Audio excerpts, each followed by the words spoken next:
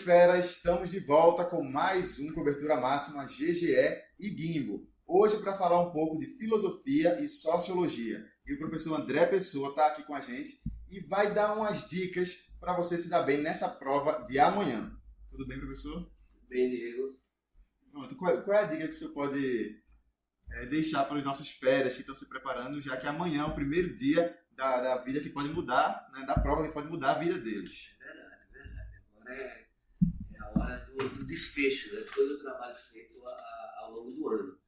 A prova de ciências humanas ela é uma mescla, né, de filosofia, de sociologia, de história, de geografia. Então é uma prova que justifica muito o termo interdisciplinar. Né?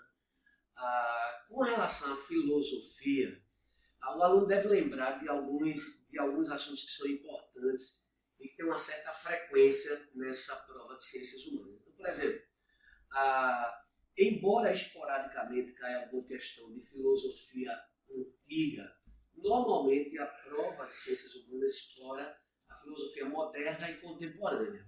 Então, nessa parte de filosofia moderna, é importante o aluno lembrar, por exemplo, do pensamento iluminista, da filosofia iluminista. Né?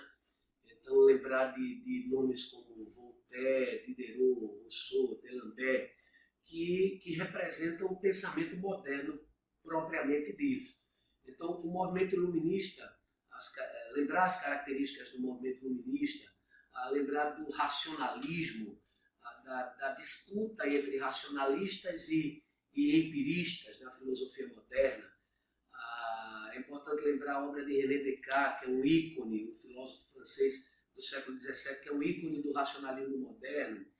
Lembrar John Locke, David Hume, que são pensadores empiristas também do século XVII. Então, a filosofia moderna é geralmente bastante explorada nessa prova.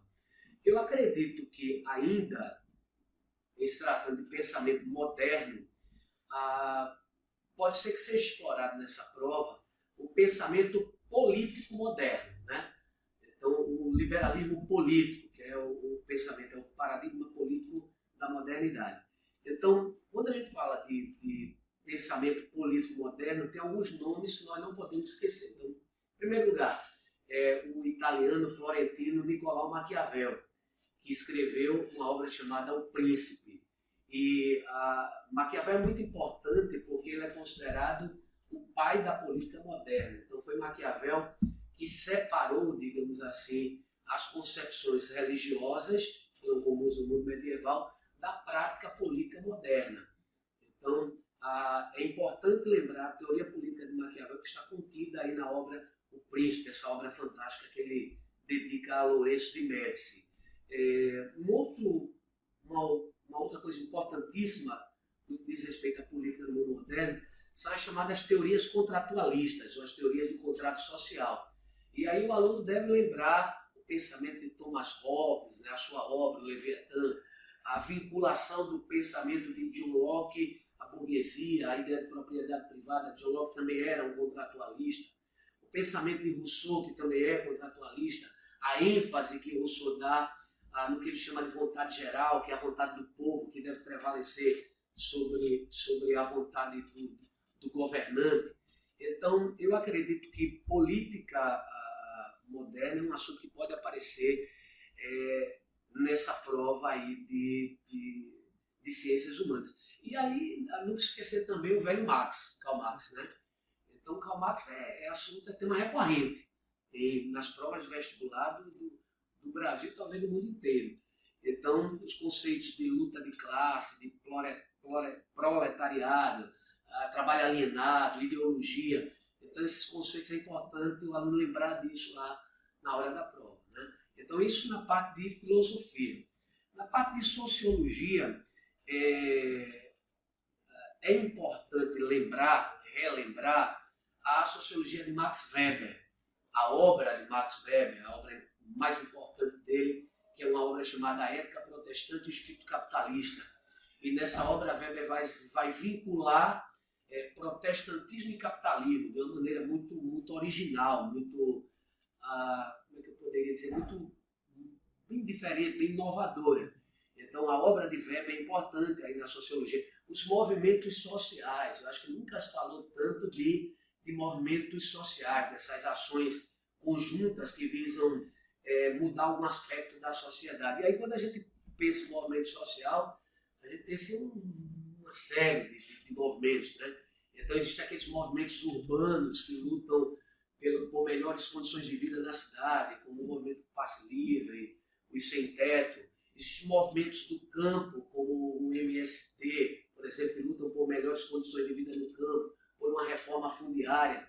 Existem os movimentos chamados de reconhecimento, esses movimentos mais contemporâneos, como o movimento gay, LGBT, o movimento feminista, os movimentos étnico-raciais, como o movimento negro, há o movimento ambiental, que é um movimento contemporâneo. Aliás, o Fera deve lembrar que esses movimentos contemporâneos, eles são difusos, eles surgem em vários lugares ao mesmo tempo, eles vão eclodindo aqui e ali, como se expressasse uma tendência do momento, né? E eles não têm uma coordenação única, eles surgem em muitos lugares ao mesmo tempo, com pessoas diferentes. Então, eu acho que movimentos culturais, a sociologia de Max Weber, os teóricos da educação no mundo contemporâneo, Paulo Freire, Michel Foucault, Pierre Bourdieu. Então, é bom lembrar tudo isso aí, né? Que são assuntos que eu acredito que podem aparecer lá na prova do Enem. Eu tenho certeza que, se aparecerem, o Fera GGE vai estar afiado aí, vai estar preparado para fazer uma grande prova. Na semana a gente já vai estar aqui comemorando, né, o êxito dos alunos nessa prova, acredito. Verdade. Bom, e amanhã é o primeiro dia das provas do Enem, então o Fera deve ficar atento, deve manter a calma, chegar cedo no local de prova. Lembra que tem horário de verão, tem trânsito, então tem toda uma série de coisas que podem atrapalhar, mas você não deixa isso te aperrear de forma nenhuma. E lembrar também de levar água, alguma comida, e também documento original com foto e caneta de material transparente e preta, tá certo? No mais, é só manter a calma mesmo, né? E fazer uma boa prova. O aluno está preparado para isso, né? Ele se esforçou durante todo o ano, não só o aluno, mas a equipe do colégio, os coordenadores, os professores, todos envolvidos nesse propósito, né? Nesse objetivo comum que é fazer uma grande prova dos vestibulares das universidades públicas. Ok, é isso. Boa sorte e até a próxima.